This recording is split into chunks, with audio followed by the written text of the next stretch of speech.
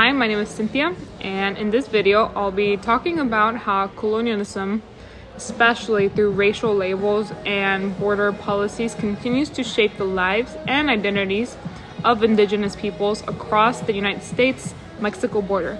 This is based on my recent research paper where I argue that colonial tools like borders and racial categories have fractured indigenous nations, erased cultural identities, and undermined their sovereignty. Across America, colonialism has deeply influenced how race and identity are constructed. For many, identifying as Mexican or Hispanic has become a way, sometimes unconsciously, to distance themselves from their indigenous ancestry. A clear example of this mindset comes from Abel Quintela, a former president of the U.S. Hispanic Chamber of Commerce, who once said, "Let us not forget that Hispanics discovered America almost 500 years ago." That statement completely ignores the millions of indigenous people already living across the Americas for thousands of years. It also shows that the term Hispanic often leaves out native peoples like the Aztecs, Mayas, Quechuas, Taínos, and many others, whose ancestors didn't discover America but were already here. Borders are another powerful colonial invention. Long before colonization, indigenous communities like the O'odham, Cukapa, and Kumeyaay moved through their territories based on family ties and knowledge of the land. These homelands were shaped by relationships, not lines on a map. But when European empires imposed borders, they broke up communities and redefined land as state-owned property. These new borders weren't just geography. They were racial and political. The Spanish crown created categories like mestizo and ladino to define indigenous people and push them toward assimilation. Later, in the United States, policies like the Dawes Act of 1887 and legal doctrines like blood quantum were used to break up tribal land, limit native citizenship, and define who legally counted as indigenous and who didn't. In the 1970s, the U.S. government began using Hispanic as a broad label on census forms and official documents.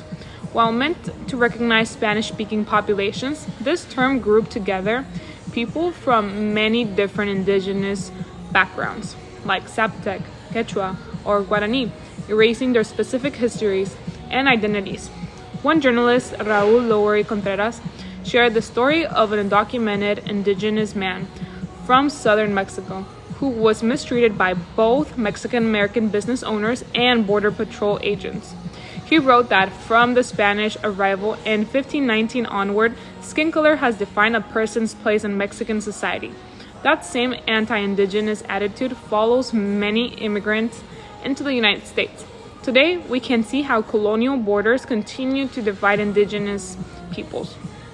Take the Tohono O'odham Nation, whose homeland was split in two after the U.S. purchased land from Mexico in the Gadsden Purchase. Half of their land is now in Arizona, the other half in Sonora, Mexico.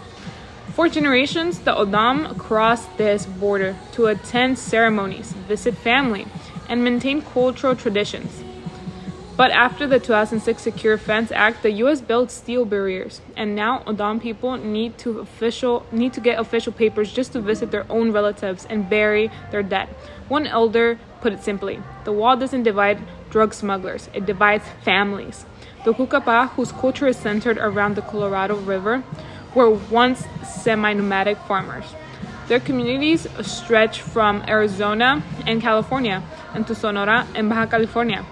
After the border was drawn, they were divided. Over time, especially by the 1930s, U.S. immigration policies became stricter, splitting the Cukapa across two nations. Their access to the river has been limited by development, and their ability to gather and move as they once did has been deeply affected. The Kumeyaay, another indigenous group, live in scattered villages across Baja California and on reservations in Southern California. Traditionally coastal, they were pushed inland by colonization. Until the 1990s, they crossed the border using simple passes from Mexico's Indigenous Affairs Office. But after U.S. authorities started rejecting these passes, many Kumeyaay found themselves stuck. Getting a Mexican passport became the only way to cross, but it's expensive and hard to obtain. This made it nearly impossible for some to visit family or take part in important ceremonies. In response, Kumeyaay leaders have conducted tribal censuses and worked with both governments to prove their identities and regain some freedom of movement. Despite all of this, Indigenous nations are fighting back. The Tohono O'odham continue to assert their right to move across their land, regardless of national borders. Groups across the United States-Mexico borderlands are reaching out to international bodies like the United Nations and the Organization of American States to demand recognition of their rights. Many are working together across countries and cultures to resist these divisions and restore their sovereignty. In the end, Indigenous peoples are not passive victims of colonialism. They are actively challenging the systems that try to erase them. By understanding how terms like Hispanic and policies like the border wall function as tools of erasure, we can begin to support efforts that put Indigenous voices and sovereignty at the center of policy and identity. Thank you for watching, and I hope this helped you think more deeply about how colonial systems still shape our world today.